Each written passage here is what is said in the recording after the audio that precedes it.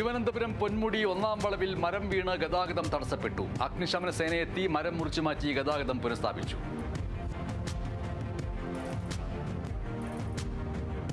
തിരുവനന്തപുരം ആനാട് സ്നേഹോത്സവം എന്ന പരിപാടി സംഘടിപ്പിച്ചു. ഭിന്നശേഷിക്കാരുടെ കലാകായിക മേളയാണ് സംഘടിപ്പിച്ചത്. പഞ്ചായത്ത് പ്രസിഡന്റ് എൻ കല ഉദ്ഘാടനം ചെയ്തു. കോഴിക്കോട് കുന്നമംഗലം നെച്ചിപ്പൊയിൽ അനധികൃതമായി സൂക്ഷിച്ച ഇന്ധനം പിടികൂടി. ഡീസലിനോട് സാമ്യമുള്ള ഇന്ധനമാണ് പിടികൂടിയത്. ഡ്രൈവർ പോലീസ് കസ്റ്റഡിയിൽ.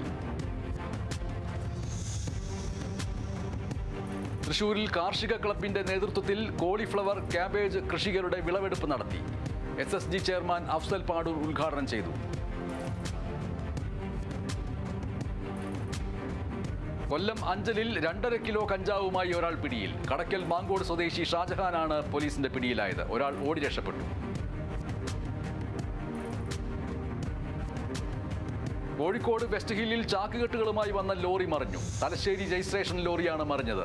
ഡ്രൈവർക്ക് നിസ്സാര പരിക്കേറ്റു.